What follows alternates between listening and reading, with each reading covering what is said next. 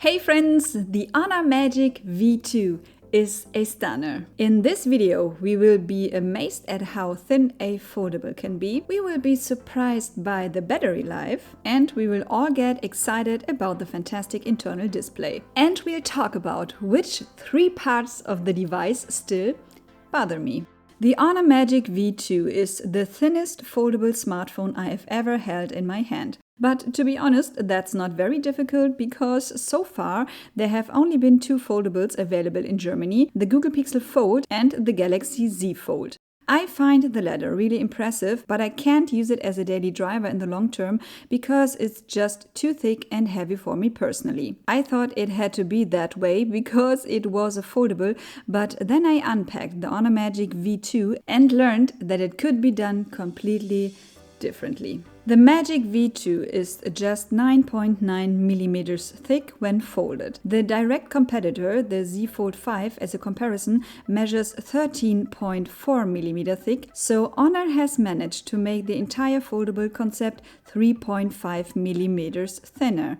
Now you can say, what difference does 3.5 millimeters make with a smartphone that you often hold in your hand and carry around with you? That's a lot and makes an enormous difference in how the device feels. And not only that, the slimmer design also means the weight is significantly lower. While the Z Fold 5 weighs 253 grams, the Honor Magic V2 weighs a slim 231 grams, thanks to the aluminum frame and the faux leather bag.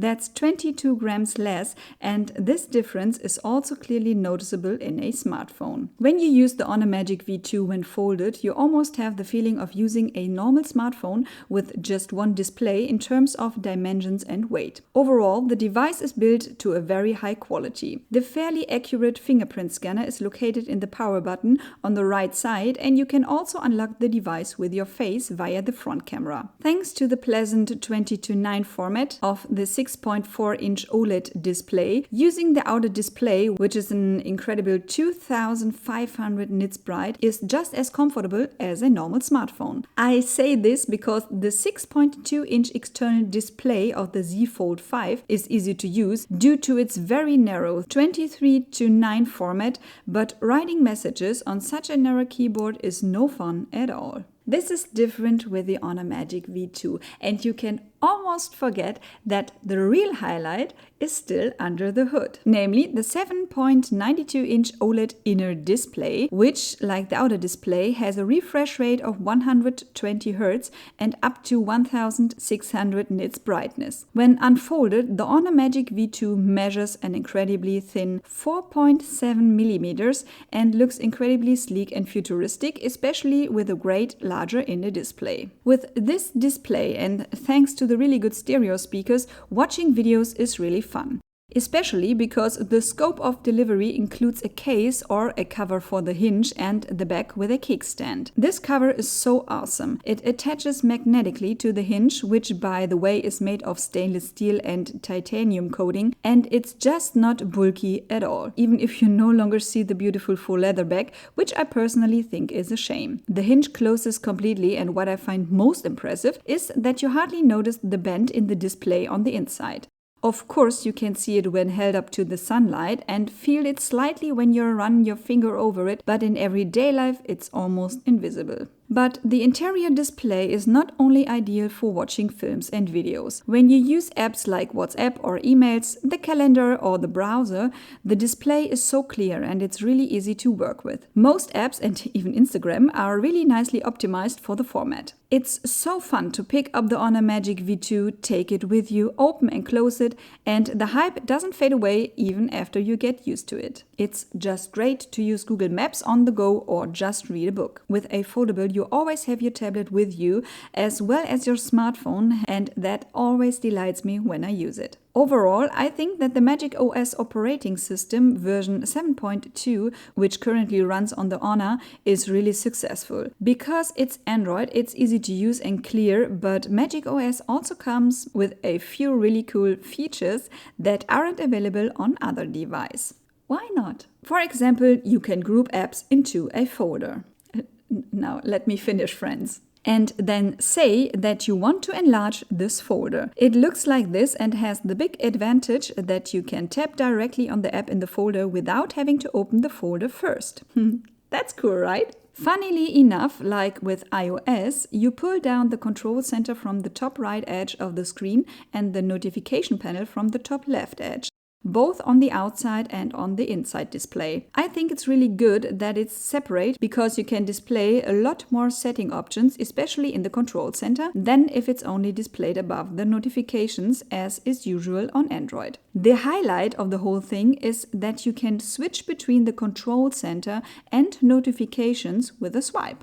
Great, right? It's not uncommon for you to accidentally end up in notifications even though you wanted to go to the control center, so you can easily swipe over. Multitasking also works great, where you can arrange multiple apps above or next to each other, such as YouTube and Instagram, to give yourself the full social media buzz. If you pull the home screen apart with 2 fingers, you will enter a secret parallel space where you can store apps, photos, and videos separately that you don't want everyone to see, and this parallel space can be secured with a fingerprint. What also really impressed me was the battery life, which is usually not as good with a foldable because of the 2 displays as with a normal smartphone with just 1 display. The 5000 mAh battery lasted a full 2 days for me with a display on time of around 3 to 4 hours per day. This means that I get 6 to 8 hours of display on time with the Magic V2, although I'm on Wi-Fi most of the time. Or should I say my phone is on Wi-Fi. I personally can't connect to Wi-Fi. Not yet, at least. In any case, I was very positively surprised by it, and it charged with 66 watts, which means the Magic V2 can be fully charged in less than an hour. Despite all the enthusiasm that I have for the Honor Magic V2, there are also quite a few points of criticism, but before we address the negative points, I would like to show you what the Honor Magic V2's camera can do, because that's a lot. We have a total of 3 cameras. A front camera that has a resolution of 60 megapixels and can record videos in 4K, so nothing stands in the way of an Instagram selfie career. But you actually don't really need this camera because you can take pictures with a much better main camera and use the front display as we know it from Samsung devices as a preview. The main camera has a 50 megapixel lens, a 50 megapixel ultra wide lens, and a 20 megapixel telephoto camera with which you can take great macro shots. There is a 40 times digital zoom, and of course you can also record videos in 4K with a maximum of 60 FPS. And as always, you can decide for yourself whether the camera is good or bad.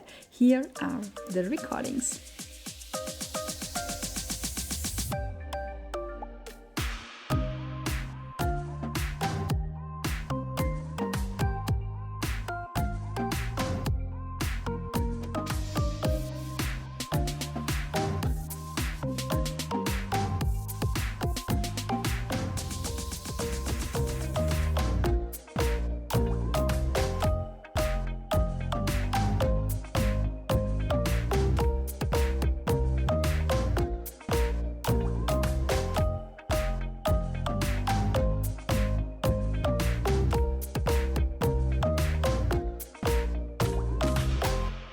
Now you have seen the recordings, I would like to show you 2 highlights of the camera or photo app. Such a large internal display has the advantage that the screen can be split. For example, you can take photos and then see the photos enlarged on the left side and decide whether they turned out well without having to switch to the photo app. And then there is Honor's own photo gallery app, and it contains its own extensive image editing and cutting program, which reminds me a lot of CapCut, which some of you who are creators on Instagram, etc. will probably be familiar with. This makes it really easy to edit videos and photos on the big screen so that you can then post them straight away. I just wish I could use a stylus for that.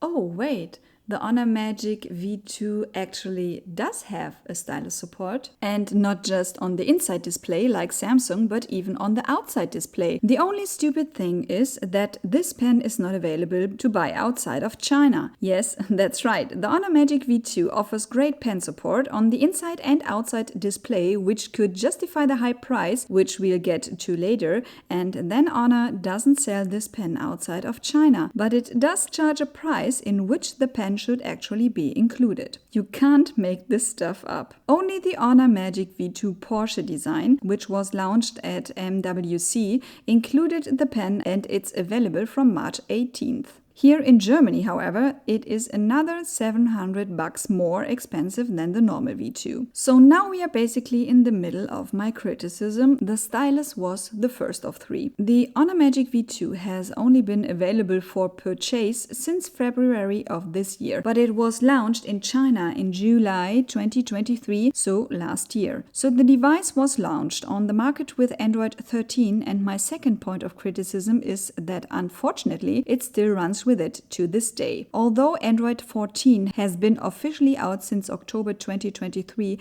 and is currently the first beta of Android 15, there has not yet been an update for the Honor Magic V2. This wasn't a problem for me in everyday use, but with such an update policy, you obviously have to ask yourself how long the device will be updated, even though 5 years of updates to the OS are actually guaranteed. At least the security patches come regularly. Currently, at the beginning of March, we have the one from February. Also, due to the launch date in the summer of last year is the fact that the Honor Magic V2 comes with an absolute high-end top processor, but from last year.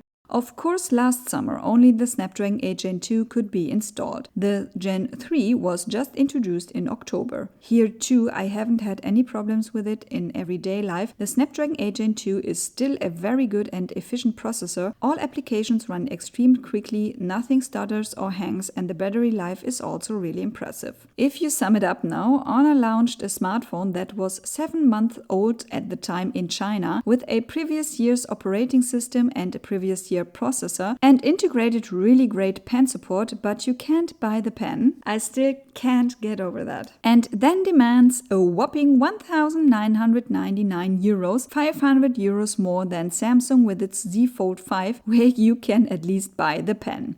This price, and this is my third and final point of criticism, is simply completely utopian because of the points mentioned. In my opinion, the device should currently cost a maximum of 1,000 to 1,100 euros because you are basically buying a previous year's model. And the Porsche design device, which is 700 euros more expensive, also comes with Android 13 and the Snapdragon 8 Gen 2. So you pay 700 euros more for last year's device just to have the name Porsche and the pen. Even I, who often lose my wits when purchasing technology, find it very difficult to justify it in any way. In my opinion, the Honor Magic V2 is an excellent foldable that represents much needed competition to Samsung because it does a lot of things right. If there had already been an update to Android 14, that would definitely be my new daily driver because I'm so excited about the device, its dimensions and its low weight. But who knows, maybe the Magic V3 will be launched in summer and maybe it comes directly to us and not just 7 months later. Then that would certainly be my new daily driver. What I would definitely like to see is that Samsung and Google take this format as an example and make the foldables expected this year at least as thin and light as the Honor Magic V2. I hope you enjoyed my review of the Honor Magic V2 today. If so, please hit the like button and make sure to subscribe to this channel if you haven't already. Friends, thank you so much for watching. Goodbye and see you next time. Mwah.